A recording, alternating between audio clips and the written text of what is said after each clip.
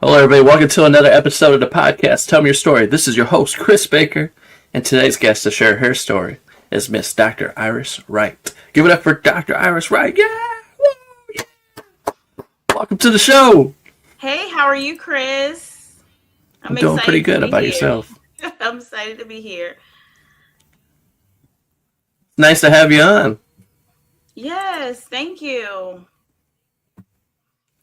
All right, let's just jump right into this. Let's start from the very beginning. Where does your story kick off at? Where were you born? I was born in Maryland, Salisbury, Maryland, to be exact. I grew up in this project called Booth Street Projects in Salisbury, Maryland. My mom, she was a teen mom. I think she was about 15 when she had me. Um, I grew up not really knowing my biological dad right off the bat, but he ended up being incarcerated doing a life sentence. Well, that's a way to kick off the story. um, so what was that like, though? I mean, your mom having you at 15, being a young mom. I mean, it's kind of sad to say it, but that's kind of common nowadays, especially around my area. I was in high school. That was like if you were managed to get and graduate high school without having any kids, that was pretty impressive. Because, like, I don't know, it's probably more normal now, but when we're in school, I mean, getting in high school, that's what we see in everywhere. Girls being pregnant at the age of 14, 15, 16, before they even got to experience the world. So your mom being out there, young mom, 15. She probably, like, when you got older, though, she probably looked like your sister, huh? Yeah, and she's not very like I'm 43. My mom, I think she's like 58 or somewhere around there. She's in her 50s.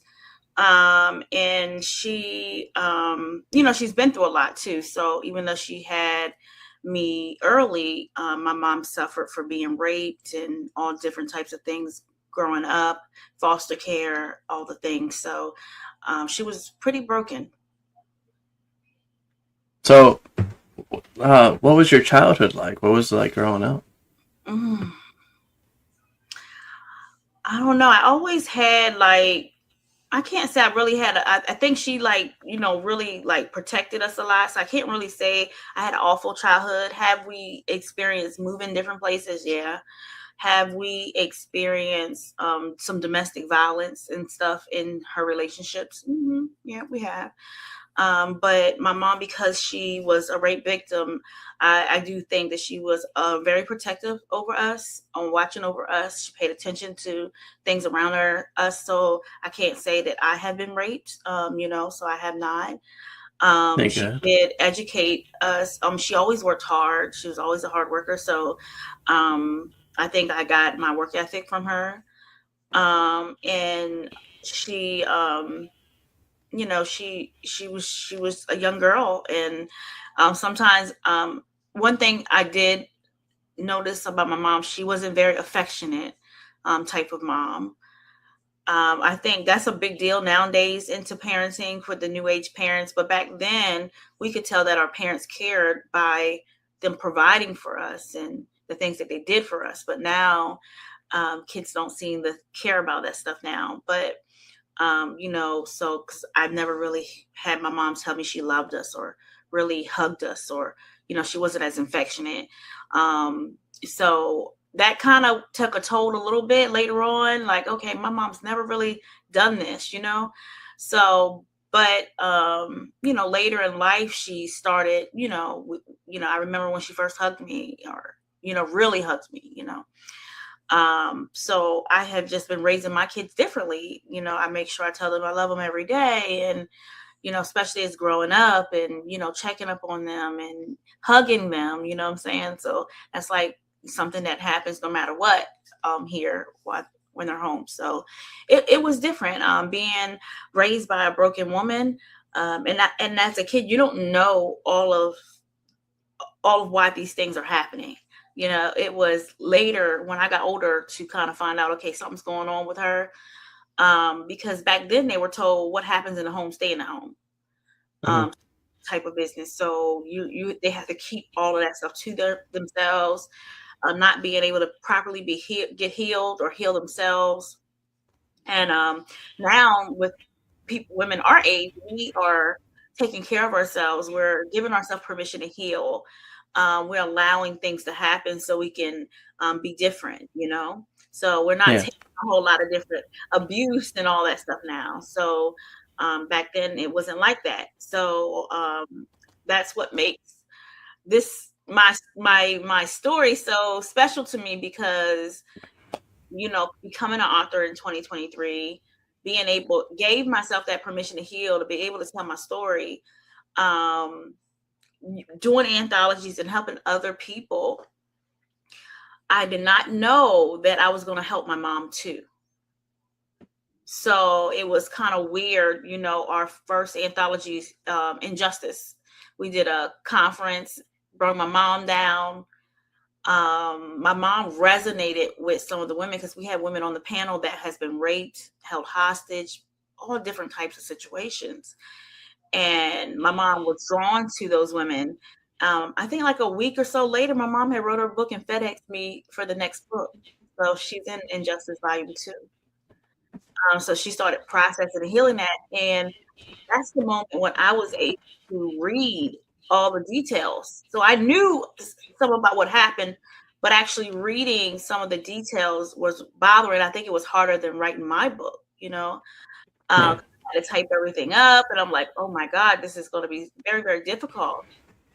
And even through going through that, it was a woman, things that she said about a woman who was my grandmother, who was very special to me. Um, how she responded to things. I remember in her book, because my mom's grandfather was one of the men that would rape them, her and her sister. And she would have to put dressers by the doors when he's drunk, because he would come in the room and rape them. And then when he would get to them, she had stated that my grandmother would turn the gospel music up and say, Charlie, leave those girls alone. And he wouldn't, and she would turn the music up so she didn't have to hear them. It kind of broke my heart, because I haven't seen my grandmother in that light. You know what I'm saying? So Yeah.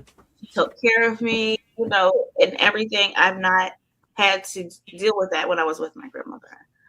Um, So so did that give you like a whole different perspective of your grandma at all, or your it grandfather? Did had, you I start mean, looking at them in a different way? yeah, I think we always looked at my grandfather a little different, because my mom never really left us alone with him. She would tell us little things, even if she had to and he had to be there. She would tell us, "Y'all stay together. You don't, you know." She would tell us things, So we kind of had to figure out. And then when we got older, she explained to us that what he did to them. I think the book just put a vision in my head, because I can kind of see, I knew my grandmother's apartment. I knew where the rooms were at. I can vision what was happening to them. Yeah. It's She, playing out in your head. You're seeing everything taking place. So you're visualizing everything like, wow. yeah, So, because that's what I was thinking too as you were telling me that. I was just thinking to myself, like, he comes in, he's stumbling drunk, he's slurring his words, he's saying this and that. But how could you do something like that? And then your grandma, she knows that she can't control him. yeah, And she then just she's turns the trying music to, up. yeah, trying to turn the music up, trying to like get him out of that, get that spirit out of him, but it doesn't. He's being controlled by it, and it goes in there and does things that is unthinkable. That would, Yeah, yeah. So it was very difficult, like, just reading her story. But for God to allow that to happen, like my mom, she's in the counseling, and she's found out she's bipolar. She's got, working on herself and doing things.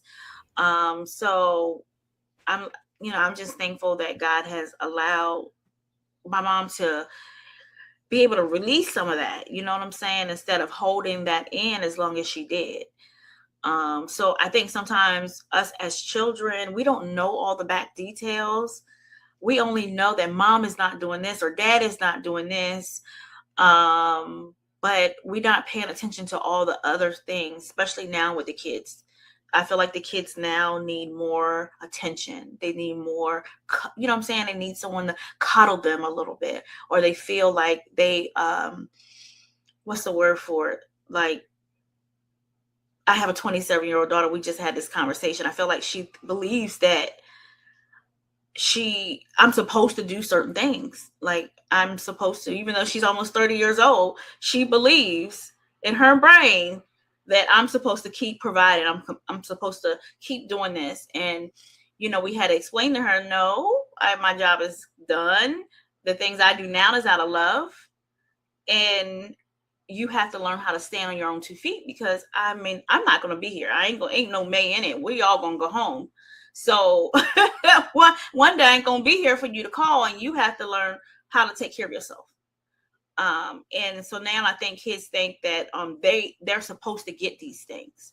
Back in the day, we were okay with whatever we got. We were happy with. You know what I'm saying? It didn't Yeah. take Yeah. much for us to be happy, but now it takes a lot for the kids to be happy. When I read stories and hear stories about kids killing their parents or doing these things because they didn't get what they wanted, we didn't have any of that. So we were able to be understanding. So even though my mom wasn't as affectionate and stuff, like, that made us feel one way, but we also seen the other side of her, how she took care of us and was protecting us, to know that she loved and cared about us, So I think kids are lacking some of that. I want to say critical thinking is a big part of it, processing everything that's happened around them. Everything's being given to them right now. So they just think, oh, people should keep doing this for us and tablespoon us, and all the things. And they don't. And sometimes because of what we've been through, we said we don't want the kids to go through it. So we want to work hard so they don't get to see none of the bad stuff, And sometimes I think that's the wrong way of thinking. Yeah. Sometimes we got to take them over there so they can see a little bad stuff, and to let them know how blessed they are. Well, I mean, that's how I always looked at things too. Is like, this generation that's coming up is kind of in trouble. I hate to say that, but they are, because they're not having the same upbringing as us, where we had to work for everything. This generation wants everything handed to them, like you said. It's so they feel easy entitled. nowadays. They feel Yeah, entitled. they feel like, yeah, I deserve this. I should have this. And what happens is, like, what I'm seeing more and more than anything is younger kids, they're getting access to information that they don't quite understand yet. They're getting on their tablets, they're being on phones and stuff, and they're seeing all these different videos, and they're learning all these different things that, they're not getting a complete understanding of it. And as for us, we went through all this stuff. We learned this stuff as we are living life. These kids are watching videos that, doesn't they don't have a complete understanding yet. And I think as a parent, we have to step in and, step into that privacy from time to time and actually intervene and say, hey, if you need to talk about anything, come to me. I'll let you, I'll fill you in so you have a better understanding. Because what happens a lot of times is they see something out there in the world and they have no idea what it's about. And then they try to process themselves, and they're thinking like, okay, this is how you do things. And Yeah. like you said, with the kids taking out their parents, it's because they're being brainwashed by these videos that they're watching, and Yeah. thinking that's just a normal thing. Like, no, that's not. You have to work for these things.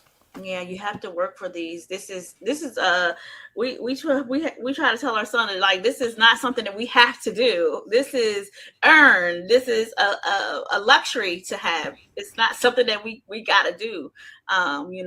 So, but some of the, a lot of kids just feel like that now, and sometimes parents are so busy working. I mean, like, some people are working 2 and 3 jobs. They're running businesses and everything. So this game system and stuff is just simple. I can distract them so I can get my work done, because I got to get these bills paid. You know what I'm saying? So it's like society is not helping at all when it comes to everything. Even like now, when we're going through the rise of pricing. So it's a lot of pressure on both ends, and I don't think it's got to become some type of balance somehow, when having to do both. It's very hard. It's no written manual on how to do that the right way. And I think I had to come into acceptance and agreements on both sides, my mom and my dad. Like, it's no written manual. They make mistakes, we make mistakes, and we gotta forgive and have grace, and not hold that over their heads. Whatever resources she had at that moment, knowledge she had, that's what she used. And it's the same thing with us. And kids have to learn how to just have grace and just love. And if there's anything that you don't like that your parents do, be the difference. Change the directory. With doing it, when you have your kids, do something different, and see if that works. And sometimes it may not work. I made some changes. I did something different. Some of my boys, it's kind of rubbing off on them on doing it. But my daughter, she doesn't seem to get it. So, you know what I'm saying? So, it's just different, and of course with her, she's been through a lot. So, and, that's the process. Some it may work, some it may not work, but you got to try something. And if you don't like something that's been done to you, then try to do something different. Yeah, for sure. I mean, I was gonna ask you though, with your mom not really showing you affection or anything, did it have an effect on you with your relationship with your friends or your husband, your kids? Did it affect you at all? Or I think it has some, because I wasn't as affectionate, as well, all the time. And then because, again, I was a teen mom, so something that she worked hard to try to not have, I went and did it anyway. Mhm. Um, and so I became a mom, and I was 15 when I became pregnant and had my daughter. And yeah, so I think it has affected me. And then I went into with my kid's father, my daughter's father, my kid's father. He's a big part of this book that I've written on what they have done to me. So that kind of played a lot with my trust and affection and all the things as well. So it took time to learn how to love people. And I think sometimes when we're in our broken season, and me and my husband's been together 23 years. My husband, he was a very affectionate person. At first I was, it was certain things that I didn't really want. Um, and it was hard to give. So sometimes in relationships, I do believe that, when people stick around and care about you, you can change things for them. And I do think because of my broken part of my life, I have changed the way he viewed some things. Mhm. Um, and so going through the healing phases is almost like, okay, now I have to learn how to love myself. And now I may need to show him the proper way to love me now, because this is a version of him that he hasn't been acquainted to, that he's not used to after 20 some years. I think, that's a big deal. So even like how we talk to each other and different things, I'm like, well, I don't really, I don't really like the way you talk to me now, and he, to him is like, we talk to each other like, we was talking to each other We've like been this. doing this for years. We've been doing this for years, right? Where you been? How am I, gonna change this? Because we're both like outspoken. I'm an Aries, he's a Sagittarius, so we're both got a lot of fire. We're both very outspoken. And that's something that we're working on. You know what I'm saying? Because it's like, nah, that's not the right way now. Before it was like I was okay with it. Okay, you know what I mean? Because I'm gonna, cuss him out. He gonna cuss me out. We're gonna say some things. But going into your healing, you realize, okay, that wasn't very healthy, you know. But because of me being hurt, not being able to really trust, it was something for me to. I think it was something for me to hold on, so I don't have to get too close. I can control how close I get to somebody. You know what I'm saying? So we go through things, and that's just how it is. And we want to protect ourselves, and this is the way that I'm going to protect myself. And then I had to learn how to love him back too, because I didn't love, Yeah. what I'm saying? When you're broken, you don't love yourself. So you're like, how can he? And insecurity. I mean, I think that was a big thing too. I was so insecure. Anything he told me, I didn't believe him. I mean, the poor guy, I mean, I think I accused him all the time. Um, the poor guy went through something, you know, I hate to say, but he stuck through it all. But it was because I was broken. I was really hurt, and I thought, like, how can he possibly love me? And I don't really love myself. I don't know who I am. I only know what I mean. At this point, I was arrested, facing over 20 years, so I only know what they told me. Yeah, I'm confused about what happened. I'm thinking I did the right thing, and then the society's telling me I didn't do the right thing. Society's telling me that I hurt my daughter. Society's telling me that I Whoa, don't. whoa, whoa, whoa, whoa. Hold on. We need to Yeah, step back a little bit. We gotta. How did we get to this? 20 years. We need yeah, to. Let's go back and like let's build back up to this. I want to. It's getting interesting. yeah, yeah. So like when we met, I was fighting for my daughter back. I had previously, because I was like, backstory with my daughter. Um, she was almost 2. She was almost 2. Me and her dad broken up. A week after me and her dad broken up, I thought, okay, she can stay with them for a little bit. And a week later, I went and picked her back up. My daughter had these sores on her legs. So when I picked her up, she had these sores on her legs, and I called her doctor. I took her to the doctor. I went and got stuff for her legs right before the doctor. Took her to the doctor next morning. The doctor told me she had impetigo. It was a skin disease, and he gave us treatment for it and all the things. So I told her dad, I said, I'm gonna take some time off of work, keep her. I'm gonna get the prescriptions, everything. I'll come back for her. They had the police waiting for me and said that I abused my daughter. And What? that was, yeah, that was the beginning of my life. I mean, I don't think I was almost 18. I don't think I was quite 18 yet. So, um, yeah, that's how it started. By my teenage, my first, I hate to say my first love, but my first boyfriend, my kid's father. I have 2 children by him. Yeah, that was the start of it. That was the start of my life. And we knew each other through middle school and everything. I was close with his mom, his family.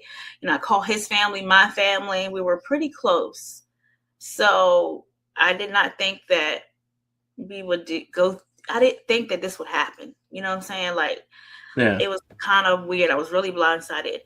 And I also didn't know that I needed to have custody of my daughter either. So people go back and forth online with me and say, this is not true. I lived it. So, I mean, and maybe some states you don't have to, but what's the harm in getting it? You Well, know what? people also they also have to realize too, as like we were saying earlier, as times have changed a lot too, as well. Yeah. As you guys are like, it's more acceptable now. Like you said, during your mom's time period, it was a little bit different. What happens in the home stays in the home, and you were kind of in like where we're starting to reveal, like let stuff out and start letting people know more. But you were still in that time period where it still wasn't, if something's going on in the home, it stays at the home. But it was starting to, what I'm saying. It's like it's finally Yes. we're for the people that are watching, listening right now. It's starting to get to that point where it's was like nowadays where people are more comfortable talking out about it. Yeah. Yeah, definitely. And so they was able to get emergency custody of my daughter right away because no one had custody of her. So she was up for grabs pretty much. So that made it easier for them to take her from me. So it was a big deal. I cooperated with the police, all the things, and I still was arrested eventually. I was charged. I think I had like 2 or 3 felonies, a couple misdemeanors, and a lot of times when they charge you, they double up on the charges and do the all the things. I had to go to court. It took a while for me to go to trial, get an attorney. I believe, like at my one of my reviews, the attorney wanted me to plead to take a plea bargain for 10 years incarceration, and I was like, I am not pleading for something I didn't do. It doesn't make a whole lot of Mm-hmm. sense. So I end up actually going through trial myself and getting to know the judge. At this time, I had to fight for myself. I'm a new adult, just getting out in the world. Pregnant with my son.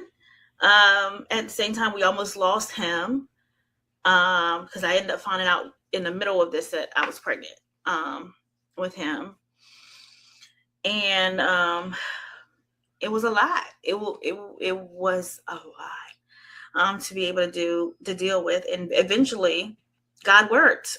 Even though at the time I tell people all the time, by the time I got into trial, I kind of a step away from God. I stopped believing. I thought He forgot about me, and I didn't understand it. And then when we went to court, um, the judge he's like, just pretend no one else is here. Let's have a conversation. And then when we got done, he's like, I don't believe she did anything to her daughter. And everything. So he ended up dropping all my charges, but one felony. He changed it to a misdemeanor. He gave me a Robinson plea, gave me a year of unsupervised probation. And then he told me how to get my daughter back.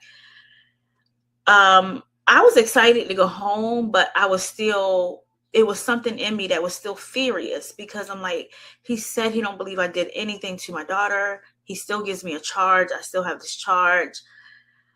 End up having to take this charge. Now, if I was a little bit older and experienced, I would have said, you know what, I could still fight this. Because obviously he just got rid of all these charges. They have no evidence. He probably seen in the file that they screwed up. So now I have to fix this type of thing. A lot of times that happens in the law when they know that you screwed up. They're going to do something. Okay, we're just going to give her this, give her a year of supervised probation, tell her how to get her daughter back and let her move on. That's how it felt. Trying to cover their own tracks, really. Yeah. So it was very, very frustrating for me. It was other things that I had to learn in the process of going through that. Well, it took me almost 5 years to get her back because my kid's dad and his mom decided that they was going to move my daughter around and file papers against me in different places act like they didn't know where I was at. And they did all the things. And his mom act like she was by my side the whole time. Honestly, you're a good mother. I don't know why he's doing this to you. It was like a whole lot of narcissistic behaviors that I wasn't aware of until court. When we go to family court, then everything kind of came out of like, man, this lady's been in my face and she's been involved the whole time. Like this was a thing for them. So it was very, very hurtful. And so I'm hoping that my book, I try to go into detail to tell people and show people, whether they're man or woman, you're in a relationship, you're dating somebody, especially with the young kids. It don't matter how much they like you. When something goes wrong, they're going to be with their family. They're not going to be on your side. Right is right, wrong is wrong type of deal. A lot of times they're going to be with their family. And that's how it was there for me. And then when I get my daughter back, finally, my daughter comes back to me with a sexual transmitted disease. And so it was like, I get her back. She's almost 7. I'm excited. We get her, they brought her back late. So when I got her back, I had to get her cleaned up in the bed. I ended up waking up the next morning. I find all this discharge all over the bed. And I am scared. I'm scared shitless. Just put it that way. The last time I took her to the doctor, I got arrested. So I was living in Delaware at this moment. My mom lived in Maryland. So I had to call out of work. We had a big inspection coming at our restaurant and I couldn't be there. I was so scared. I drove my daughter all the way to Maryland to my mom's house because I kind of panicked. And I took her underwear. I took everything so my mom can see it because my mom works in healthcare. And my mom had to get me to calm down. And she's like, well, I need you to calm down. You have to take her to the doctor. You have to take her to the hospital because if not, they're going to blame this on you. You got to take her now. That was scary. So, it was like deja vu. So what was going through your mind at that moment? I mean, you had just faced all this other stuff, just got that cleared. Now you got your daughter back finally got her back. Then you're seeing this, everything is spilling out, and you're like, oh God, we're going through this again. Yeah. And at that point, you can't even trust the doctor, really, because last time you went to a doctor, they said that you were abusing her. Well, the doctor didn't say it. The family did. So the family called the police. The doctor had said that, she has impetigo, gave us everything. The police called Child Protective Services. Child Protective Services got involved, and that's when they created a whole story about abuse and all this kind of stuff, saying she was burned. We don't know what she was burned with. Even like now, as today, she has no burn scars on those areas, not at all. And it was a lot. It was a lot. So at this moment, I said, okay. I took her back to Delaware, to Lewis, Delaware. It gave me a little bit more of a ride so I can clear my head. We go into the hospital, and when she's being seen, we had a really nice nurse, and she had over 25 years of experience. And she just started, her eyes start to water. And I explained to her, I just got my daughter back last night. Here's my papers. I brought my papers from the court, that they had to give her back, all the things. And she pulls me outside, and she said to me, I have not seen a grown woman in my 25 years lose this much body fluid. This tells me that your daughter had this for a long time, because even a grown person, it can take 3 to 4 weeks. A child, it takes longer because her body's not prepared for it. Hmm. And I need to give her a shot, and the shot can almost cure anything. And I need you to just be there and hold her hand, hold her, So I end up having to hold my daughter while they give her the shot. Thank God and they tested her and everything before they did it. We ended up finding out she had trick. And the family comes to the hospital, because at this point, I still contacted them and said, I'm going to take her to the hospital. My mom said I need to take her to the hospital. We're going to the hospital. So they ended up coming to the hospital, raising, yelling, oh, she let someone abuse my daughter and this and that. The nurse actually had them escorted by security out the hospital, because she said, we're not letting them do this time. She Yeah. said, we got your back. It's impossible for you to get a child last night to have this. That's impossible. Yeah. So they went back to family court. They tried to get emergency custody again. We went back into family court, had to go through the whole process again, for the judge to, like, of course it was thrown out, because the judge is like, no, it's no way, It's not possible. it's not possible. Yeah. And at this point, it's just me and my 2 young boys there. They're young. They're pretty much babies. Who was going to do this to her? You know what I'm saying? Like, and it was a lot. It was a lot. So after finding that out, it was even harder, because I think for my husband, well, he wasn't my husband at that time, but when he's over, we ended up moving in together and all that kind of stuff. He ended up moving in. But every time I feel him get up, I got up. Yeah. Because at this time, I'm thinking I have to make sure she's safe. So it brought up a whole lot of other things that he had to go through, seriously. So, even now with me thinking back at it, you know what I'm saying? Like, just to showing him the level of appreciation to staying there, because a lot of people would have left, and I mean, who would have blamed him? It was a lie. If your And he was, husband's watching right now, I just want to simply say my hat's off to you, man, because I could only imagine just the stress you were feeling in that time period. So, she not being affectionate enough for you, you have to, you're showing her and trying to teach her all these things. Plus, she's got to watch you. I mean, oh, just not, not even just with that. He was a big part of, because at this point I'm in survival mode. yeah, And how I dealt with it was I worked. That's what I did. I worked. I paid bills, and I just worked. And I was at work. It was different. At work, it was like I didn't have to face reality of what's going on. You get what I'm saying? Like, I can be free a little bit. Maybe I even can laugh. I don't know. I was in that space. And so he ended up taking a lot of responsibility on with watching the kids and feeding them and cooking and all the things, and so, I mean, and at this time, I mean, I think I was like 19 or something when I met him.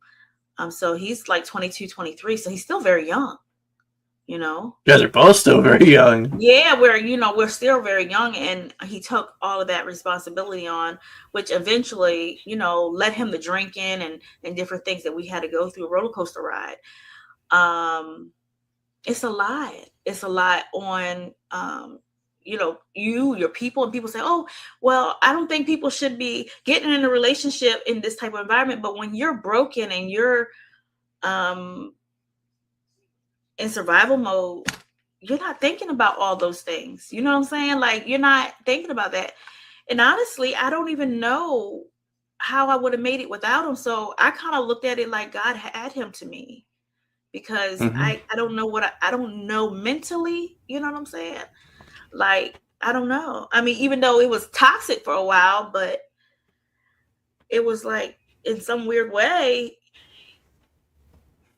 he was supposed to be with me, you know? And then that's when I was thinking about that just now as you were saying that. It's just God works in mysterious ways, especially in like this time period where you needed someone.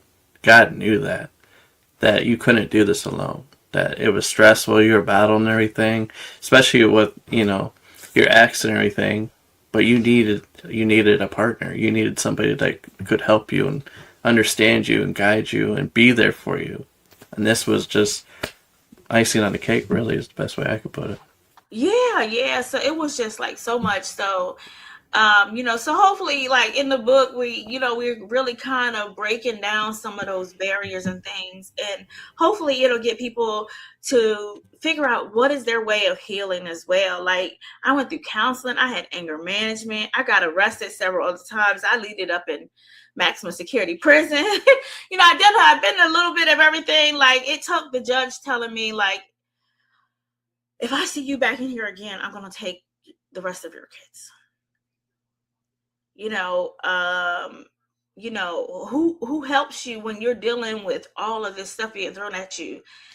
Who helps? Who's there for you? Nobody, really. And my mom was young at the time, so even sometimes, I mean, I lost jobs because I needed a weekend babysitter, and she said she'll watch them, she'll go get drunk and then call up the day of and said I can't come, so then I got to call the job, so then I'm fired from a job. Different things. So you end up getting in a way to say, I can't depend on nobody but myself. I can't. Survival mode. Yeah, I can't depend on nobody but myself. Um, I thought of him like, okay, if my family is not going to help me, why is he still here? Like, what do he want? You know what I'm saying? Is he here with me for a place to stay? Like, what is it that he wants? It was so many different things that played in my mind. Um, going through everything together. And in 23 years, we're still here. A lot of people, a lot of our friends and different things, I mean, they have divorced, they got remarried to other people and everything. We still rock it. And, so, as bad as it is, I want to say, I always tell people, like, sometimes it's safe to say how, before you get married, how this person going to be through your storm? Are they still going to be here? Because you don't know, when you get married, storms come. They still come. Life still happens. Is this person going to be the person that's going to hold you down, be with you through everything? And that's the person you want to be with. And you can't find that out in a few weeks. It takes time. It takes time to get to know people in all. Like, especially now, people can hide themselves for years. I mean, I think I was 12 when me and my kid's father would pretend we was going together, didn't know too much about going together and everything. We was little kids, you know what I'm saying? So I knew him for a while, but I didn't see on what else was going to happen, what else he was capable of doing. Or I want to say his mom, so it just really, really depends. So, I'm not a fan of people getting married right away. I don't believe in all that. I believe take your time, find love, pray to God about it. God knows what's happening, support you. But I don't believe in that. I believe you need to take your time, especially when you have kids, and find the person that's going to be rocking with you no matter what. You know what I'm saying? So during his struggles, the only thing I can think of when he's going through his struggles, because my husband has sarcoidosis, so it was a big deal. It attacked his eye, his lungs. And we didn't think he would be able to go back to work. And, he got sick. He had to be on steroids and different things. So year and a half, I was able to keep him home and let him heal and all that. You know what I'm saying? Like, you can't work like this. And even now, we're building the trucking together so he can come back home. So that's something we're doing together. Like, Lo, we want you to come back home. I was trying to get it when he was sick, but he was on so many medications, so he couldn't, get everything, he couldn't function to get everything going right. And then when he went through depression, his mom died. I mean, everything just tackled him all at once. Mom died, depression, it started attacking his eyes. Everything just kind of happened all at once. And at this moment, I mean, even with me, I'm here. I'm the person that I'm a target at this point. I'm going to feel all the frustration. I'm going to feel all of everything that he's going through at this moment. Even if I call family members, I've called his dad, I've called his brothers, I called his friends. No one showed up. It's at this point, it's like, it's us. It's us. We have to go through this. And I just replayed in my mind, like, what he had to go through with me. This is not something you can, even though mentally I'm like, oh my God, I got a lot of pressure on me here. But he had pressure then at a very young age. So that's he's my husband. So I'm going to be rocking with him till the wheels fall off. I don't think it's nobody I would meet in a lifetime. I don't care how much money they have, or I don't care about any of that. It's nobody that I'm going to meet in a lifetime that I'm going to choose before him. Amen. Amen. And sometimes we see on social media where, oh, they got to be making this 6 figure. They got to have this. They got to have this. Da, da, da. A lot of those women that get someone like that, they're missing love. They're missing the compassion. They don't even know how to be loved. So, and they probably did the same thing, put a block up and say, I'm okay with this. You know what I'm saying? I don't need to love stuff. You know what I'm saying? Because of their hurt and their pain. And that's something that we have, you know what I'm saying? Even when it's, in a marriage, I tell people it's time where one of us check out, then the other one bring us back and don't let us forget why we're here in the first place, and people think, oh, if you got to work hard in a marriage, then you need to be divorced. No, everything is work. Your friendships is work. Everything is. You're two different people, and you're going to handle things differently. So it's been a lot with, from the very beginning, this man walked in and he fell in love with a broken woman. Period. Yeah. That's why I said earlier, hats off to him, man, because that's a lot. That's a lot to take on, and a lot of people don't realize that, especially people that are get into relationships for the wrong reasons. You think you got to have it all together, and I mean, regardless if the person seems like they do have it all together, like you said, it takes a lot of work because you are two different people. You're gonna handle stuff a lot differently. And it's not going to be all like how you see it. It's not like the movies. It's not going to be sunshine and rainbows. People are not going to be lovey-dovey all the time. Sometimes there's going to be stuff where you face trials in life and it gets tough. But that's where you're going to need that partner, whoever you're with. This is where you find out if you're really with the right person. Because you're going to have days where you're in the slump, you're feeling a type of way. And it's going to be up to them that hopefully they can help get you out. And the same goes for you. Are you going to be able to do the same thing for them when they're not 100% themselves?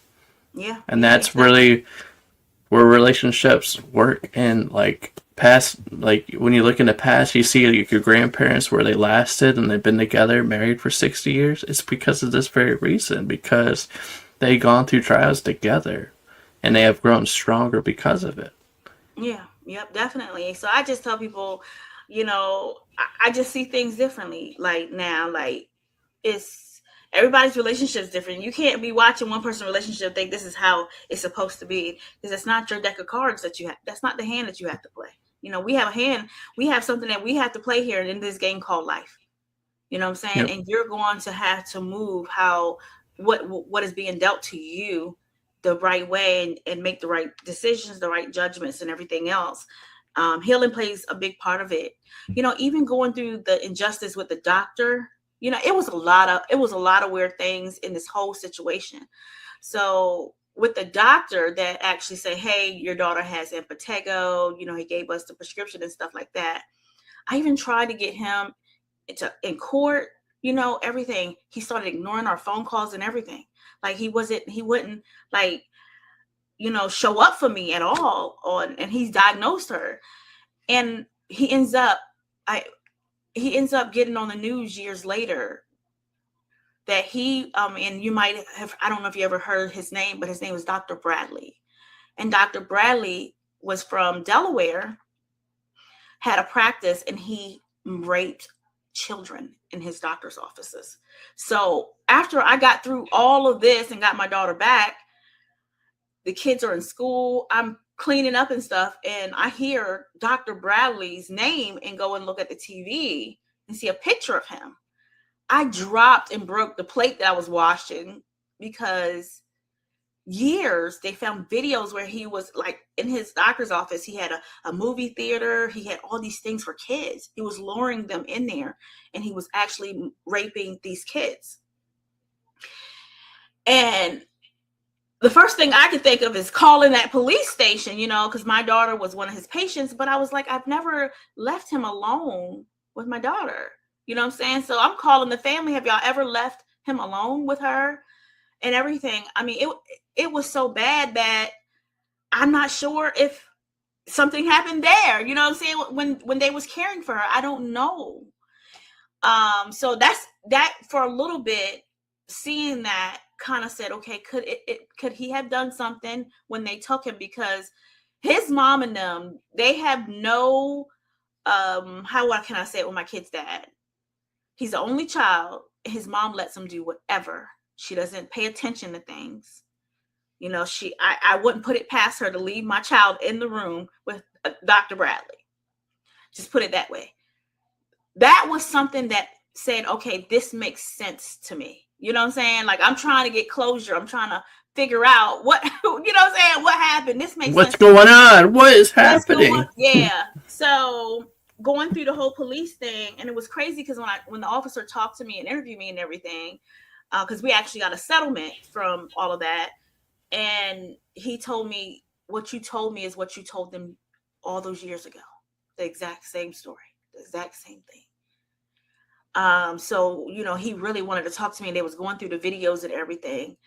And he had contacted me because I wanted to know, did they have a video of my daughter, or anything. Like, this could sum things up for me to say, okay, I know what really happened to her. And, he had called me. He said, Iris, I'm not sure if we have a video. He said, we have police officers that had to take leave because the videos were so disgusting. And could not stomach going through everything. And I'm like, oh man, which is understandable, right? But this man had came to Delaware, opened up a practice that allowed him to work, even as being investigated. BB Hospital still allowed him to work in the hospitals because, like, it's crazy. And he actually had, I guess, a practice in Pennsylvania, and he was being investigated, closed it down, and came to Delaware. Dr. Doing Phil. probably the same things probably in Pennsylvania too. Yeah, and and he had two girls, two beautiful daughters. His daughters had spoke out and said he's never did that to them. You know what I'm saying? Like, and everything. But he had two beautiful daughters, and Dr. Phil had did a story on him. So all of this happened all at the same time, literally.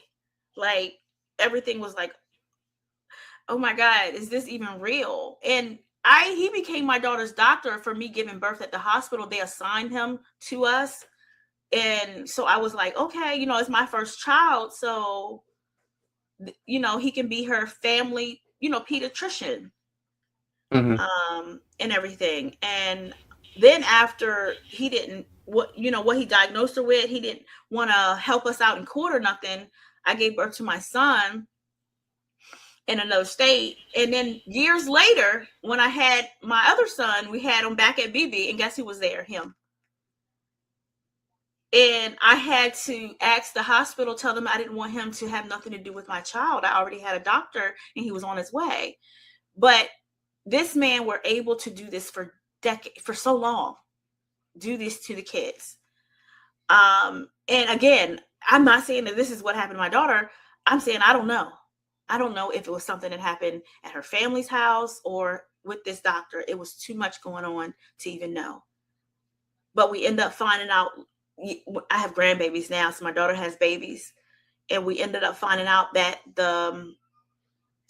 my kid's dad's mom would take her when she was seeing guys on trucks with her. We don't know if anything happened there, but I ended up finding out a few years back that my kid's grandmother had a disease, and she had this disease the whole time that she can never get rid of. And she, what I'm saying? So, and then all of this stuff started happening, flashback. And my grandson found paperwork is how this came out, because she didn't want me to know. Everybody knew but me. So I'm thinking, like, why didn't she want me to know? I'm like, what is she hiding? So I actually had a conversation with her. I took it upon myself because I have questions. I need closure. You know what I'm saying? Hmm. Like, and I asked her, did she believe that one of her men did something to my daughter? And she paused and said she don't know. I asked her, is this, was this the reason that she was doing all of this to try to keep my daughter? Because they didn't take my daughter to the doctors when they had her. My daughter's teeth was messed up when I got her back. They didn't do anything. And she had this discharge all this time. So why wasn't anything done? You know what I'm saying? Yeah. So after I asked her that question, she says to me, I have to go back to work now. That's it. And two people was like, I was talking to my husband about, like, this is unreal. Like, but in a way, for some reason, it gave me some type of closure again. It was like her voice was calm. Even when I approached her about the disease, she said, you can say it. So I asked her, I heard that you're HIV positive. Is this the reason? Did you think that one of your men did something to my daughter? Like, I want to know, like, why did you take her to the doctor? Why, all of these things was going on. She could not really answer. And then that last question, she was like, I had to go back to work now. But it was a sense of peace. It was a weird way that she said it. You get what I'm saying? You see how people say, how you feel like people saying something to you, but they're not saying it. Yeah. And I had flashbacks when talking to her, because once I took my daughter to the hospital and, we was waiting on her test results to come back. She called me quite a bit and said, did her test results come back? Is she okay? It was different. And even then I didn't put two and two together. You know what I'm saying? Like,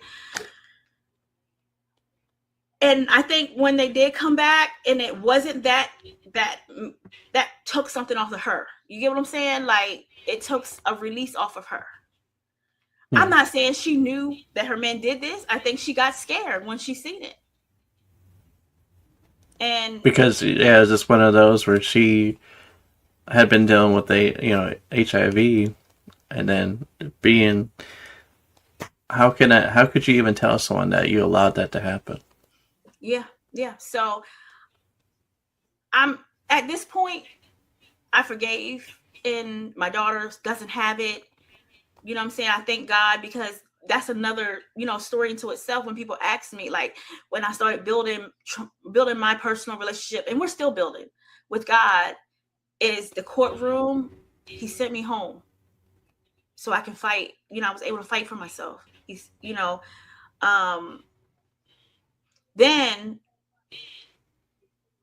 my daughter could have possibly been infected with HIV and she wasn't. You know what I'm saying? It was something that she could get rid of. And then I'm able to clean my record and to be able to process the healing and talking about it to help other people. You know what I'm saying? And I didn't put that part in my book because when I wrote the book, it was intentional, not to hurt anyone, but just to tell Mm-hmm. my story. It's still so much more to tell because I want my daughter to be able to heal. And I'm hoping one day she'll want to tell her story or remember anything that she can to be able to finish that process for herself. So I was very intentional when I'm writing about it to make sure that she has that room, and I'm not making any assumptions for her that whatever really happened comes out. You know what I'm saying? So I pray every day that Yeah. God allows her to be able to heal and be able to tell her story one day. um that's all you can do.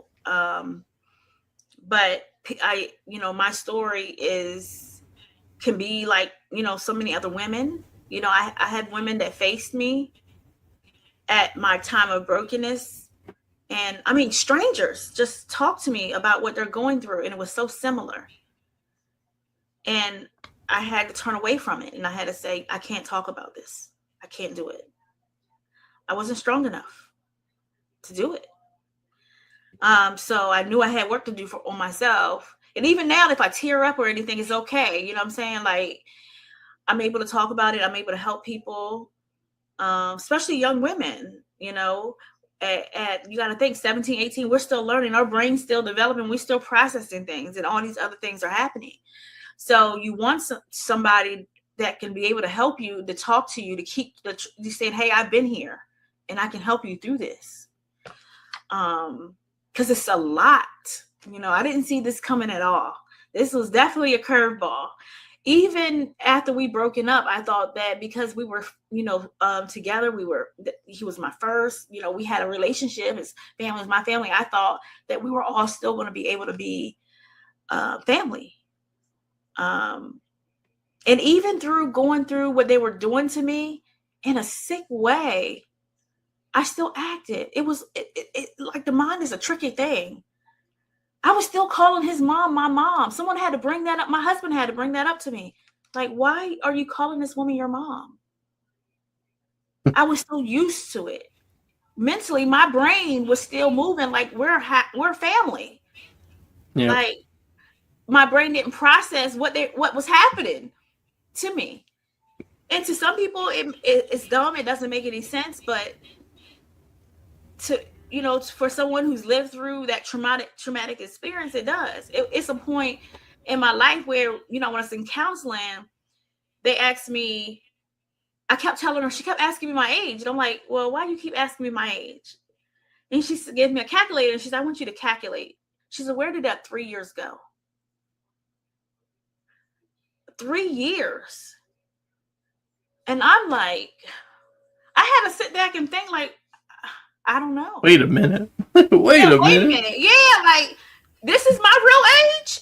You know what I'm saying? Like, I'm telling people a whole different age because I was in survival mode. I was fighting for my life. I was fighting for my child. I was trying to live. Everything else, things just went by.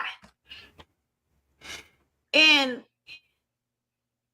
I don't know. You know what I'm saying? Even now, like when I'm writing about it, I'm trying to look at documents. I'm trying to, making sure I got dates right and all types of things. Because I have no clue.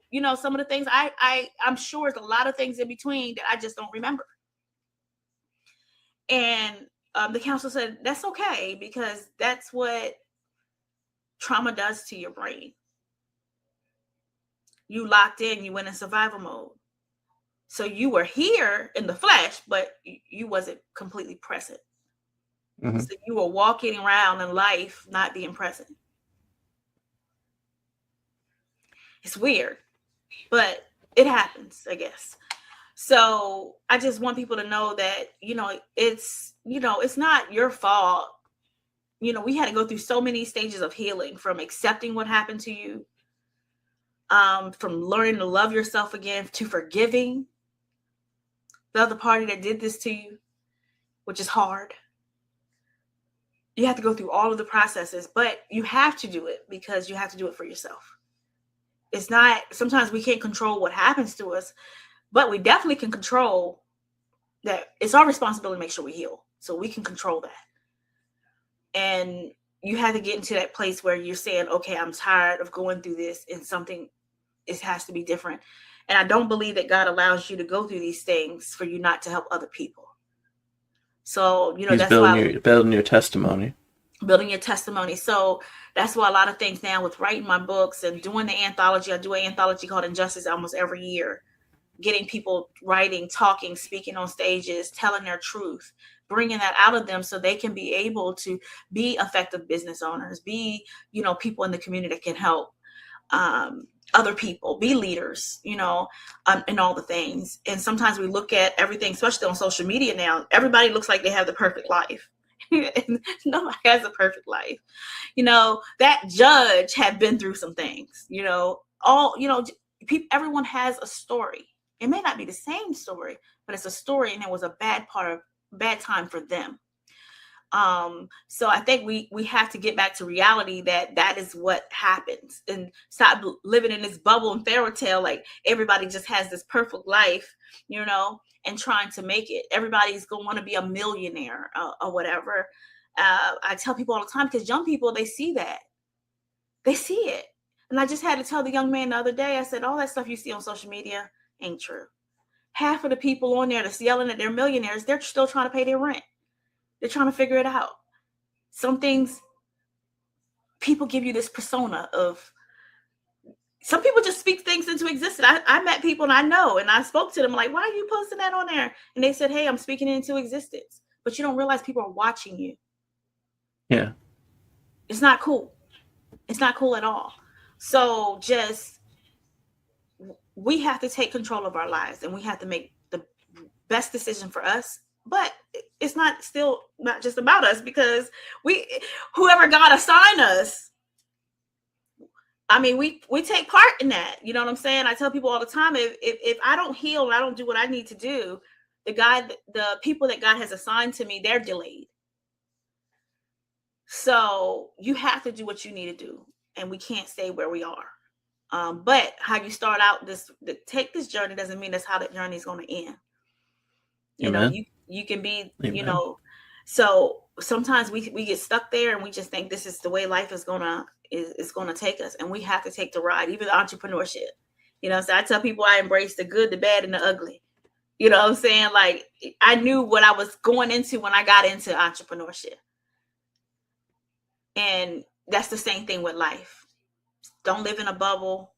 Know what you're going into, and know that these things can happen, and anything can happen at any given moment. You can be living the time of your life, and then boom, something like that can disrupt. You can be in the wrong place at the wrong time. Anything can happen. So we have to understand that, and we have to learn how to properly work through these things, because we have people killing themselves, jumping off of bridges, and doing all kind of stuff because they can't handle these things. They can't handle what they're going through, what life is throwing at them. We don't have people to talk to anymore.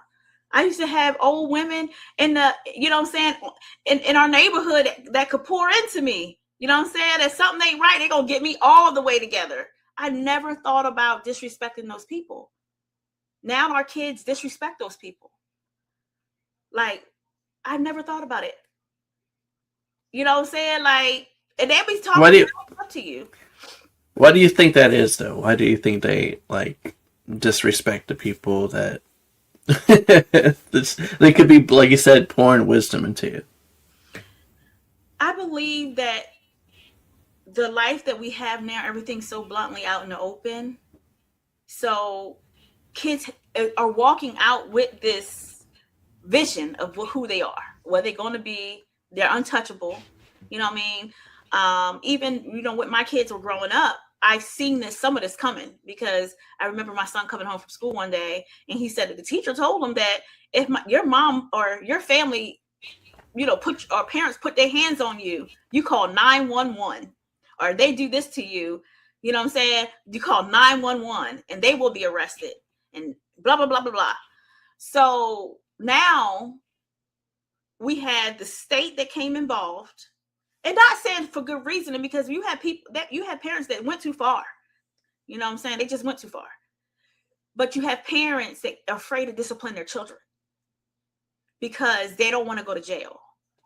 They Yeah. don't want to be in the state. They don't want this. And now your kids are turning out this. Now the state say, you need to get your child then after you have corrupted our children to make them think that because we disciplined them that we're criminals. Now you need to get your child. And it may be too late because some of our children ends up incarcerated. And listen, the same state, because they all work together, that said that you can't discipline your child, they're going to put the child into juvie or jail, and they're going to get disciplined. Trust me, they're going to get disciplined. They can do anything to your child. I mean, the police could kill your child on the street. Yep. And get away with it. But they just told you, you can't smack your child because you going to get in trouble. Back in the day, if we did something, my mom tore our tails up to let us know. I still have flashbacks. You cannot do this. This is unacceptable. This is not going to be tolerated in this home. And she would let us know. Go ahead and tell them that I did it. The police would be taking you around. Yeah, that's exactly what my mom would say. Like my mom would say the same thing. Let them take you. Let them take you. Let them take you, and you'll see when you go in the foster homes how they gonna treat you. You can see how good you had it here. Here, yeah. So the kids don't see that because now parents are scared of the kids. You know what I mean? The kids want to go back and forth with the parents now. If they ask for something, the parents don't give them. They want to threaten the child. The parents steal from them. I mean, some parents been killed. You know what I'm saying? I was reading a story, I think last Christmas or the Christmas before, when the parent told her son that she couldn't get him whatever he wanted for Christmas, and he shot her while she was asleep. You know what I'm saying? So we got all of these things happening in our world, and this was coming. And now they want us to do something with these kids. Well, that's the world that we created. We allowed to happen because we chose to listen to what they were telling us to do. Like, we can't discipline our children, and now these kids are out there and unable to think for themselves, doing unthinkable things, that they shouldn't be doing. Yeah. And now they're pleading to us to say, we need you to step up as a parent and do something about it. Like, yeah, but now as a parent you're afraid to do anything because of that very reason, because it's like, well, if I do something, because you can't do now anything nowadays without somebody pulling a camera on you. You can't teach your kid right and wrong for that very reason. It's like somebody's gonna film you and get you, like, record you for just trying to discipline your child, and they'll take it the wrong way, and then everybody's coming at you trying to say you're not doing the right thing. Yeah, it's a lot. It's a lot. So we have a lot of, changes that, need to be made. And, what is the right way to go about doing that?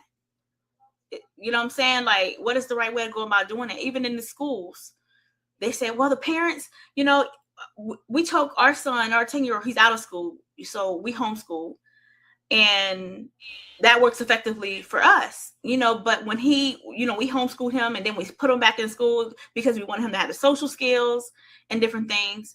And then we started going through things in school. Right.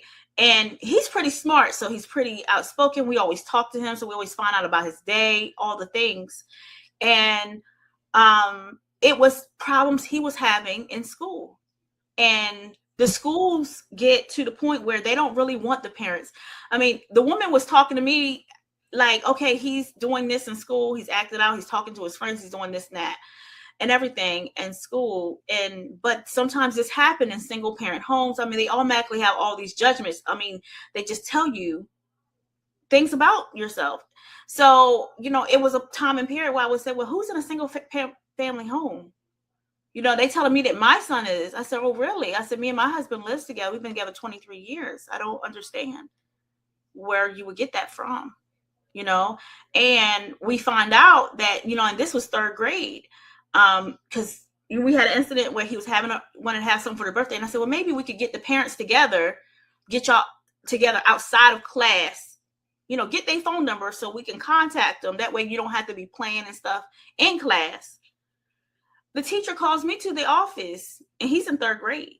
And she says to me that he's acting weird. He's acting little boys for their phone numbers. And that's kind of weird. What is this fixation he has with these boys? So I'm sitting there listening. The principal's there. It took everything in my might not to cuss this woman out. And I let her finish talking, and I said, so are you trying to tell me my third grader has homosexual tendencies? What are you saying? What are you trying to tell me? I'm trying to read between the lines here. I said, one, his birthday's coming up, and because you're always complaining and sending notes home about them talking in class and playing around, I figured maybe we can get them together outside of class like normal folks. I used to get girls' phone numbers when I was in school. We were friends. We used to stay over each other's houses and different things. I mean, we used to do stuff, and I'm not a homosexual. You know what I'm saying? Like, I don't have nothing against it if that's what they're going to do, but my son's in third grade, and this is too early to even put any type of label on my child. I didn't bring him here for this. I feel like we're getting into a whole, like, with that, I think we're going to get into a whole nother topic that really, I mean, should be addressed, but at the same time, it's like... yeah, it's a whole because the table's turning, guys. I mean, we're there when you allow pride into school. I'm not against it. I'm not against anybody. But this is the very reason why this should stay outside of school. Because of this reason. Because this miscommunication. Teachers are believing kid at third grade level, like you said, he's only 10. And you're thinking that for some reason he wants to hook up with the other boys? No, he's trying to hang out and have friends. That's how it was back in the day. That's how it was during my time. That's how it was during your time. And Chris, that's what we were trying to do. We were trying to hang out outside of school. Yeah, he wasn't even 10 then, Chris. I'm going to say he was probably about 6 or 7 years old, somewhere around there, third grade. And he didn't know nothing about, you know what I'm saying? To him, the things that she was saying, he didn't understand it at all. You know what I'm saying? I had to. So I had to like, okay, you want to sit out there with me and her's going to have a conversation because I don't appreciate this. You know what I'm saying? And it seemed like when you address situations, now you become an enemy with the administration. So then it was a lot coming back all the time, phone calls every day. He, this is what happened. And at this time I said, you know what, we're just going to bring you back home. I don't have time for this. I don't need a babysitter. I'm a full-time entrepreneur. We're just going to bring you back home. Because now even playing with the kids is different. The kids can't, they have to play together. Elementary kids, I don't know how you have 25 of them in the classroom. You expect them not to touch each other. You expect all these things to happen. That's just not going to happen. It's almost impossible to not happen. And if you touch now, we're getting now, oh my God, he's bullying now, or this, or they wrestle. Oh my God, he was too rough and do this. That's what boys did back then. You know what I'm saying? Like I grew up with boys, even us girls, we used to run around. We used to, hide, and we had to tag each other and play double dutch. And sometimes we might got hit with the rope when we try to swing. You know what I'm saying? The good old days, man. The good old days. So now the kids are not able to do any of that. You know what I'm saying? So they want kids to be these mature adults that has this control, and they're just not. They're supposed to be kids, and that's the hard part. Well, we're hearing firsthand though from you having kids in school, and this is the reason why people are pulling their kids from school, because they're being taught the wrong things. You're going to tell a kid not to do a thing. And if we have learned anything from ourselves, when somebody tells us not to do something, what happens? we end up doing it, right? Curiosity killed the cat. So they curious, like, hey, what happens Yeah. if I do this, right? Because they kids, that's how they So learn. You you, know what I mean? Like, yeah. So you're teaching all these kids to do all these things. You know, to not act this way, don't act that way, and then it all makes sense now to me because I'm listening, and I'm thinking to myself, this is the reason why this generation that's upcoming is going to be so confused because they've been taught all the wrong things and not how to live life properly. yeah, yeah, it's a lot. And so even now, like with him, I know this weekend we're going out to the park and summer's about to happen. So we go out to some museums and doing different things, and figuring out what program to put him in so he can have some type of social things. But now, honestly, kids are killing worse than adults now. So I'm like almost like, we just had in this school district, I think the vice principal was just on trial, but the 6-year-old shot the teacher. Now, who would have thought of a 6-year-old shooting the teacher? You know what I'm saying? So kids are more ruthless now than adults are. So it's like, okay, do I want him around these type of people? Because if you have been kind of, and I don't know if it's a bad thing or a good thing, but he has been sheltered. You know what I'm saying? I've been taking care. He's been pretty much homeschooled most of his life, and now I'm going to put him in the wolf's den for a little bit, and he's going to have all these other kids that have all these other experiences that he's never had before. And on the outside looking in, this kind of looks fun than what I've been going through. You know what I'm saying? I got to go through school. I got, homeschool. I got this kind of thing set up. Like now it's another, we're preparing for now, even though we put them in this program, now we definitely got to make sure that we have this time that we had these conversations with him, because we really want to know about his day. What is he being told? All the things, so we can try to tackle it and say, hey, this is not the right thing to do. This is why, just kind of break things down for him. And then we pray that he listens to us, because everything is not coming from the home. You know what I'm saying? So that was another thing people always say, that it starts from home. It's coming from the home. No, when I introduce my child to your child who has no structure, it changed. The dynamic changed. I done brought somebody else in this dynamic here, and now I have to try to correct it and fix it. And that's the hard part, because you want the kids to play. You want them to have, you want them to have friends. You want them to be able to mingle with people. You want them to have their social skills, because social skills are important, because it's certain social cues that he don't catch all the time. So sometimes me and my husband have to say, hey, this is what they were trying to say. You know what I'm saying? He'll get the intellect side sometimes, but he won't get the social stuff sometimes. So even, in school, it's like, okay, when the child don't want to play, but this child normally plays with me, and we normally play like this, but he's having a bad day today. I need you to see the social cues that something's going on with him right now. He don't feel like playing.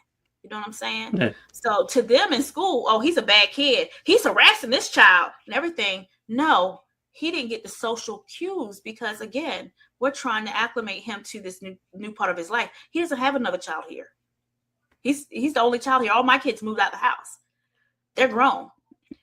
So now we're trying to connect the dots for him. And we don't have the schools, the administrations, or the teachers that can be patient enough with our kids to be able to help with that, because they're over, 25 elementary kids in a classroom is crazy. You know what I'm saying? Like, I'm like, whoa. You know what I'm saying? So in their mind, they don't have to. Like, I don't have to tolerate this. I don't have to do anything. And half the time, even now in school, they're not even really teaching the kids. So that was another thing that I noticed, because I subbed for the last 3 years. And they just put the kids in front of a Chromebook and say, your work is on Canva. It's exactly what I was saying from the beginning, is we're giving forbidden knowledge to a generation that doesn't really understand it. No, so I'm thinking, like, why? The only reason why he would be in school is because of social skills, because, he can get on the computer at home. I don't need them to do that. That's the thing. It's pretty much like, I hope whoever's watching and listening right now is kind of understanding this. This is what's going on in the school systems now. You got kids that are not actually getting taught proper things. They're being handed a phone, a Chromebook, like you said, and Yeah. this to me that sounded like a luxury back in my day because having a phone in school, having a laptop in front of me, that was like the best days. Like, oh, you're gonna be on the computer. They're like, oh, cool, sweet. I don't have to sit in class today. I can actually mess around on the computer, get my work done, play some games afterwards. Because 90% of them are that's probably what they're doing anyway. They're And they not are. they're doing their lessons, and then all of a sudden on this other tab they got open, and another tab they got open. I could only imagine what's going on in the mind of the younger generation because Yeah. you Yeah. can't focus on one thing anymore. You got this going on, you got that going on. The headaches, I could only imagine. Yeah. But then now you get into the scope where the schools are saying now your child has ADHD. Now we want to Why medicate is that? Why is that? now we want to medicate them because we need them on medication. I mean, it's just a lot, and parents have to pay attention to that. So to me, all of that's an unjust, all of it, because that's not fair. That's not cool. I mean, when I was in school, I told my husband, my son and my husband the other day, I used to love playing spelling bee. We used to win prizes. We had to stand in line and do stuff. I used to love certain things that our teacher did to us back in the day to get us learning and processing information. You know what I'm saying? It was just they don't get that anymore. So you have to kind of try to create that for them. And that's why it takes us parents having a voice, stepping up. I know that some parents can't homeschool their child and all that stuff, but still, what can we plan around it? And it's a change for us because a lot of us are busy. You know what I'm saying? Building business and trying to homeschool is hard. Not it's easy. You know what I'm saying? I have a little bit more control of my time, but I still have deadlines and things to make as well.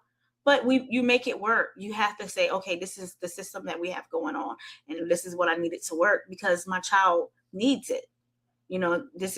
He's my first priority, right? So as parents, we have to think like that with everything that we're doing now. That hey, this is my first priority. Here is this child that I have to care for, and then everything else have to kind of work itself out, and we have to set some boundaries, time management, so we can make sure we get Yeah. everything else done, right? I'm Um, also thinking too, not to cut you off, but I'm thinking as well. It's like we really need to, as a parent, we need to focus more on our children and see what they're actually what they're watching, what yeah, they're listening to, and if we have to do our own research on this stuff because in the end, we need to know what's going on in our child's mind. yeah, That and way, what's if they're going through tension, they're building trauma because they're watching stuff that, like you said, you come across rape on. I don't know how many times I just see that on TikTok where the AI is allowing this stuff to become more and more. It's being put in front of the kids' eyes and stuff like that. It traumatizes you, yeah, it's and a you lot. start feeling some type of way, and you're like the kids. They haven't quite lived life yet. They're too young. They don't understand that. And I feel like as a parent, you have to like study your kids, man. Do your own little research on what your children are watching. See I what's agree. happening behind the scenes because we're giving them knowledge, forbidden knowledge, I should say, that they don't quite understand yet. They're too young to Yeah, like comprehend what's actually taking place in front of them. And yeah, then we're getting a bunch of confusion. Kids are saying stuff, blurting stuff out, doing these trends and stuff that they don't quite understand. yeah, yeah. It's a lot. It's a lot. So I'm happy. I'm able to have him home. Um, I'm nervous about putting him. Like yesterday, was looking at the summer program. I'm nervous. I'm like, I got off. I said, look, let me sign him up. Then I said, now I'm away. I'm a little nervous about everything. But it's he's our last one. What I'm saying? I tell him all the time, God gave me another chance, so he Yo, gets to baby. experience things that the other kids didn't get to experience. So it's a very different life for him. and just want him to grow up to be a good person. Yeah.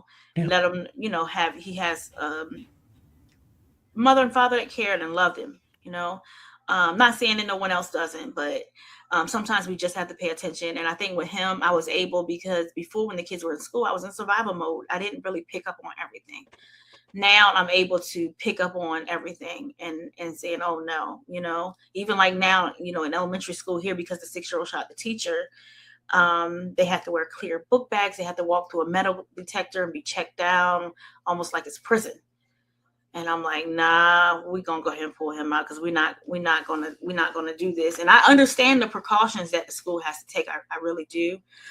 But I'm in a position to where he doesn't have to go through that.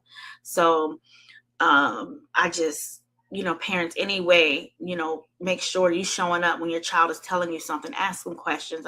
I never let him ride the bus. I always picked him up when he did go to school, because that's our time we talk. Like, what happened? What happened? What was going on in your day to day? Anything. And that's the time that he'll tell me, certain things that, and sometimes I might need to correct it. I mean, it's times I had to contact the teacher and said, hey, he told me this. Like, what is going on with that? And they don't always like it. No. And, they don't want, they say they want you involved, but do they really? So that's the issue we need to definitely fix on for our children. I met so many children subbing that don't know how to read. I mean, grade graduate don't know how to read. 7th grade don't know how to read. I mean, I had a young girl, she was just like sitting at her computer, and I said, your teacher said everything's in your canvas and everything. And she says, I don't know why they always say that, because I can't read. I don't know. So I had told her, pull up to me next to my chair and, let me help her with her work. So our teacher messaged me and told me, say, hey, this is the first time she's turned an assignment on. I said, I know, because she can't read. You know what I'm saying? So they actually are clueless when it comes to your child. And if we don't care, some of them don't care either. They want a little paycheck. So we have, and I'm not saying all teachers are like that. I'm just saying that the teachers that we're getting in now, they're not caring, and they have too much on their plate. They really do. You got 25 kids you can't control. You have this hectic schedule. Some of them are, when I say they burnt out. So it's up to us to make sure that we do the best that we can right now for our children. So, but yeah, that's a lot about what we're doing. I know, and we went from my injustice story into the kids and everything, but a lot of great information. But I'm super excited to be on the show with you, talk to you, and hopefully drops some important information for people that they can take with them to be able to utilize in their lives, and kind of see things differently too, from a different outlook on things when we're talking or dealing with people. And all of our traumas, so it was, time going through my trauma. People say, just move on. And it's not that easy. No, it's not. If it was, I mean, people wouldn't be killing themselves and stuff. It was that easy to just move on from some things. It's not. That's like that's like telling somebody to work out. If you keep working out, you're gonna, you'll have a 6-pack, and within a week you'll be looking good. You'll be feeling good, and it only takes a day, right? No, it takes time. Your body's got to readjust to that. It takes time to transform this. It doesn't happen overnight, people. That's what I'm getting at. Healing is the same thing as like working out. You have to take it one day at a time, one layer at a time. And stuff that you go through over years, you got to be committed to that. It's not just overnight. The moment you stop doing it, you got to start all over again. You got to start all over again. It's a lifelong commitment. And, and nobody's perfect. It's going to be times like, I'm saying, you'll have a bad day. And you just got to ask God for forgiveness and move on with it. I mean, I know I always ask him, I said, hey, I want to be better than I was yesterday. You know what I'm saying? I want to be able to learn and educate myself. Amen to that. Amen to that. You have good and bad things out here. Like AI, like you said, people are doing dumb stuff with AI. But, I use AI a lot, and I do things, a lot of amazing things with AI to help people. So you got to choose. It's just like the people that's giving these tools and resources. You got to choose what you're going to do for its good. you don't, just because someone else is doing something that's not good doesn't mean I have to. So you get to choose how you want to move in life and the things that you want to do, you know? So, but Amen. it's your responsibility to heal. It's no one else's. It's yours and it's your life, and you only get one of them. And I believe without a doubt, after listening and watching this, somebody is definitely, I believe everybody watching this right now is taking it all in from all angles, man, because they're like, we gave a lot of information today.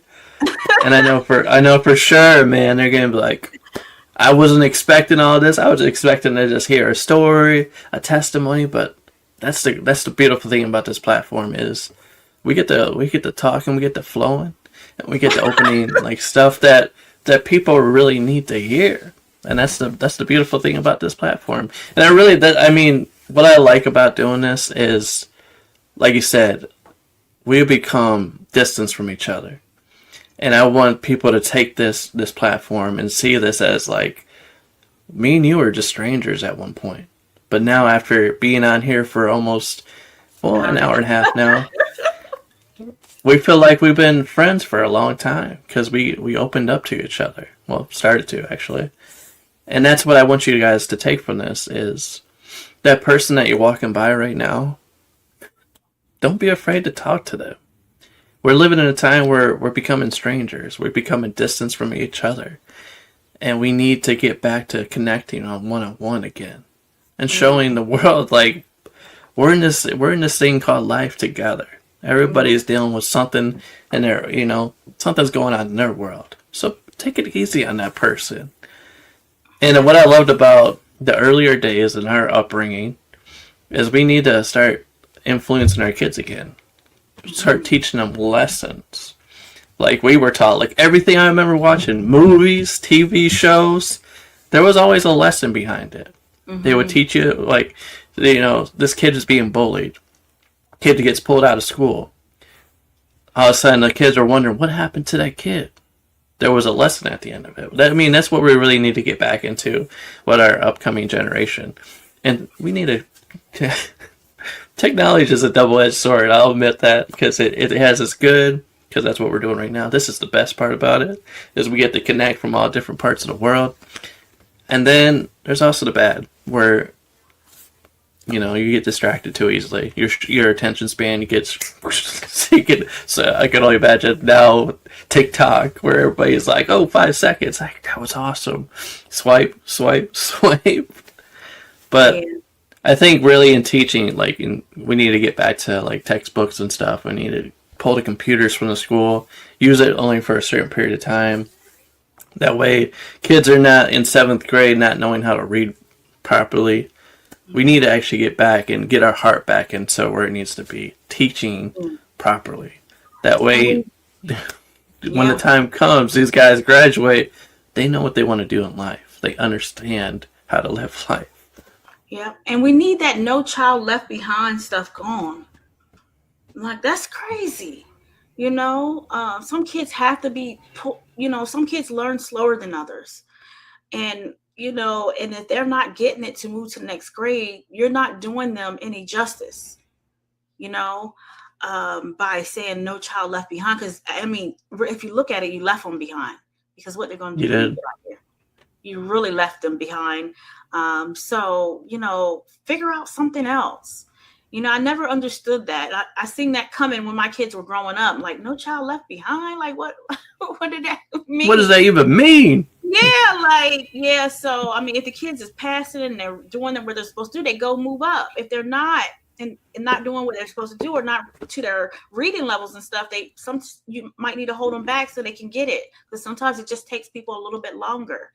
Doesn't mean that they're dumb or stupid or anything. And I think, there's a lot of misperception about these things, that, this is saying my child is dumb or slow or anything. No one is saying is that. Everybody's brain works differently. We cannot control that. We're all different people. So, but you're not doing anybody no justice by moving a child and they can't read. You're not helping them at all. And if we're going to protest anything, let's do this. Teachers and principals, they need to get paid more. They really do. But they really do. Honestly, they're getting paid more than the teachers were back in the day. and the teachers back in the day had more of an impact. So Yeah. if you want more money, step your game up. Yeah. Is what I'm saying, because shouldn't be Get a paying you teacher of more the year money. plaque. Yeah, yeah, we should be paying you more money and you ain't doing your job right. You know what I mean? Like, step your game up. Actually try to teach these kids. Actually put your heart in it, because I feel like teachers and nurses is something you can't just do. Your heart need to be there. You know what I'm saying? Mm-hmm. Doctors, all of that kind of stuff.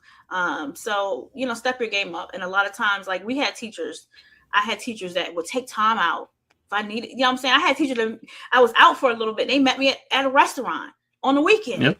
to help me get caught up. Our kids don't have those type of teachers anymore. They don't have those type of That teachers. that passion is, it's still there. I mean, I'm not gonna rule out everybody. There's still teachers out there that are still doing their thing, Yeah. but They it's just, also at the same time, it's just like we need to step up our game. Why did you get into teaching in the first place? Because you want to teach the world. You had that love. You need yeah. to get that fire back. Yeah. Because It's it's up to hard. you. You're bringing this up in next generation, this next upcoming generation. It's up to you. Yeah, I'm talking to you, Mr. Teacher, Miss Teacher. Yeah. Yeah. You It's need to really get that hard. fire back. It's really hard because it's like I can understand it from both sides of them being overworked. Having 25 kids in a classroom is crazy, especially in elementary school. It's a lot. We had You know what 30 I'm in saying? mine. Oh yeah, that's a lot. It's too much. Like it's a lot. So I'm not saying that they work is not. I'm saying that everything is totally on them. Because it's the system. If the system is getting this money, grant monies and different things, use that money to put some more classrooms in the school, expand a little bit, bring some more teachers in, do something, see what changes that we can make so that our kids don't have to go through that. And I'm sure it's easily said than done. But we need to work on it, more importantly. So, yeah, it's a lot. So listen, y'all, it's another book coming, it sounds like, about all of this type of stuff. But my Injustice, my storybook, it is on sale. You can get it from barnesandnobles.com or reach out to me to order it, whatever. I'm super excited. We're going on our 10 city tour, first quarter of next year. So we'll be hitting 10 cities, in our book, Evolving from the Storm as well. But I'm hoping that this be able to help a lot of people and to make impact. So that's why we're moving. We're showing up in our communities. We're traveling with it. We're doing events around it. It's because it's supposed to make impact. It's supposed to help people. And whoever that person is that it has to touch, that's who we're hoping that it touches. And hopefully we learn to build from that. It's so much involved in community that we need back. So Yes. everything's hands-on, so I can't wait. So that's why I was excited, to be able to sit with Chris, to be able to really talk about this important matter, that's going on right now in our communities, and even in injustice. People, don't be scared of that word. Don't be scared of it. Justice. Injustice. I mean, sometimes I think it's people away, but it's not. It's we live through different types of injustice and stories, and that's all it's saying. Some people is with the judiciary system. Some people could be in their home. Some people is in the street. It's something that happens to people. It's trauma, bound. It's pain. It's brokenness. And that's what we're here to help each other for. And now with technology, a lot of that stuff has been taken away from us, so let's get it back.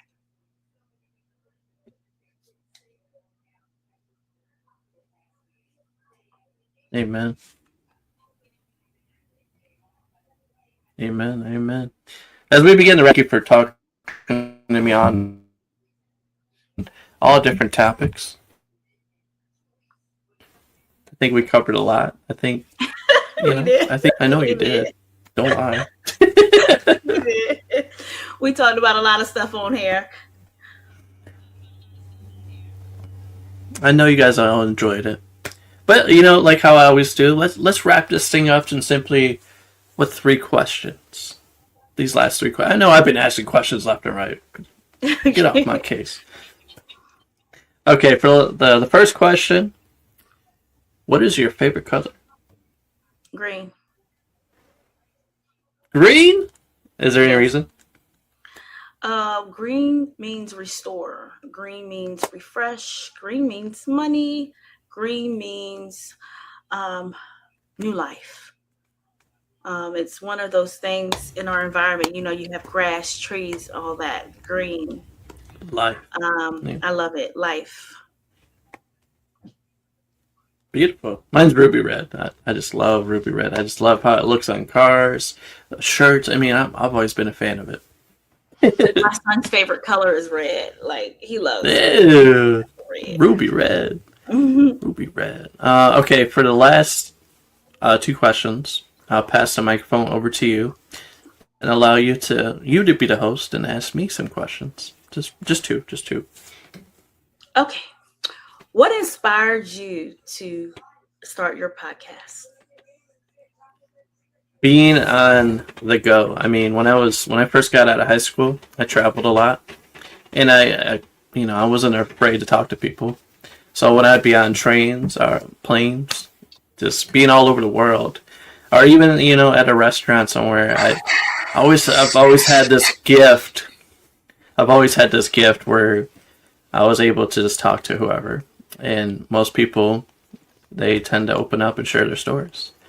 And it got to the point where I had all this information from people that I would be talking to a friend or a family member and sharing what that person told me on a train or a plane or wherever I was at the time.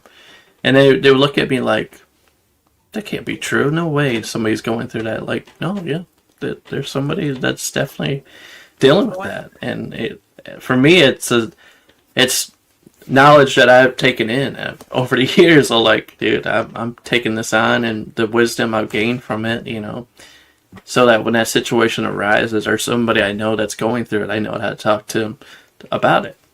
But I got to a point where I was getting so much overload from it. I decided I need to create a platform that where people can come on and share their stories, like how we're doing right now, and talk about stuff like this, because I know that people are going through similar situations all the time, and I always my thing is to glorify whoever comes on. This is your story. You're out here sharing your stuff, and somebody's gonna hear your story. I know it for a fact that they're gonna be moved by it. I mean, you said it earlier when you're at the book signing, so you're in there. People come in and interact with you.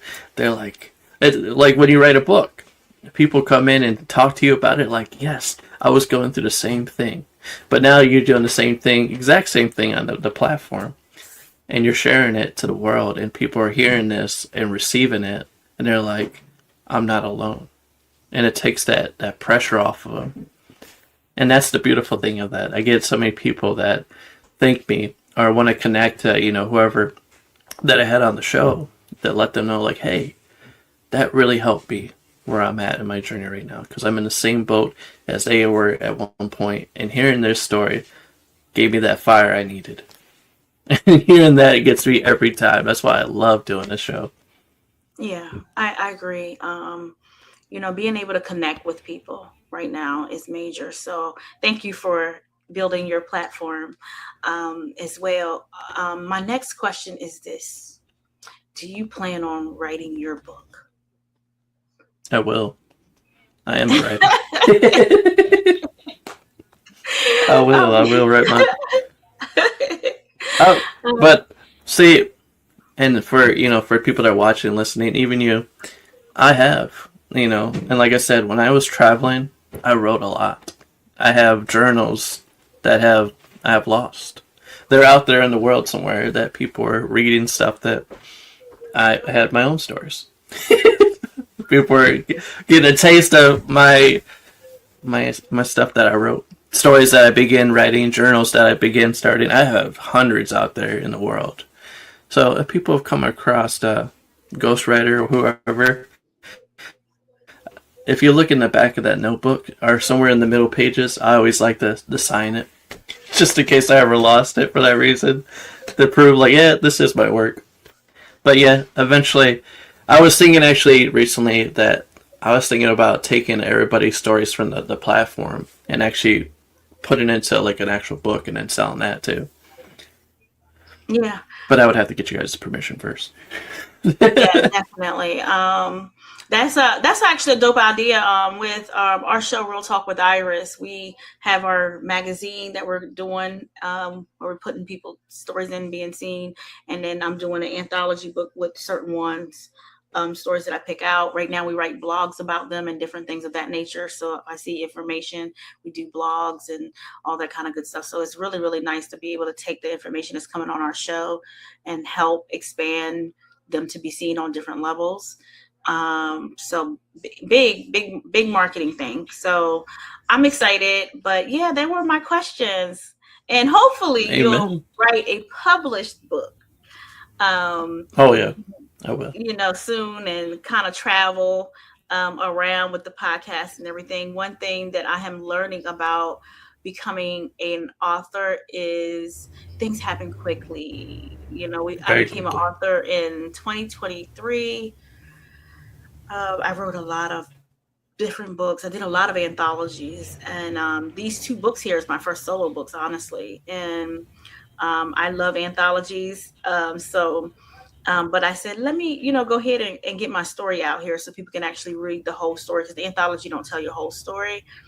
Um, but things happen quickly with it because it went from winning awards, speaking on stages, building workshops, being, creating opportunities for other people, and then just 3 years of following suit and doing this. And so you'll be excited on what God has to bring for you and how you're going to get that message out. Because I wasn't planning on being an author. I just started writing and then I never stopped. And now we're And, publishing and doing so many things. and honestly, I have to say it to you. I'm proud of you. Oh yeah, thank you. And Everything that you've been through, I mean, it's well deserved. And it is, God has been with you the entire time. I'm not going to get spiritually deep, but hearing your story and your journey, your testimony, it shows that you thought God had left you. He never did. He was yeah, always there with you the whole time, because we often think what we're carrying ourselves through that storm. God was there the whole time. He was carrying you, and that's why I want to say to you, just the fact that you're out there doing your thing. I'm proud of you, man, because what you went through, that takes a lot. It yeah, does. it really does. And I'm proud too. I'm proud of myself. I'm proud of, the people I'm connecting with, that God has connected me with. Sometimes we think that, I just told one of my mentees that God is not going to come down in the flesh and do this for you, but He's going to help place people in your life that's going to help go through that journey with you. And we have to be open and wise and have discernment to be able to see when He's doing something, He's making a power move for you. So it's been one thing after another. I thought entrepreneur was it. Then I became an author, So being able, I think I'm going into year 8 of entrepreneurship, full time. Check you out, man. Yeah, so it's been a lot. It's been a lot of growth, growing seasons. Personal development is major. But nothing's perfect. You're going to get upset still. You're still, what I'm saying? You're still going to have your moments, and you got to learn how to have grace, and then realize when someone else have their moments, to have grace with them as well. So I've learned a lot through this journey of entrepreneurship, and I'm blessed. We have our new anthology coming out that we're looking for authors for, called The Power of the Jump. And I'm kind of going to go in and talk about the good, the bad, and the ugly, because everybody wants to talk about the good on social media, but we want you to know about it all. And Oh you have to yeah. learn how to embrace the whole process of it. So that's what I love about entrepreneurship. Other than that, guys, man, it's been a pleasure. Thank you for Yes, watching. Thank you for listening. Until next time, this is Chris. That's Dr. Iris Wright. Dr. You Iris heard her Wright. story. Until next time, peace out. Have a good day, guys.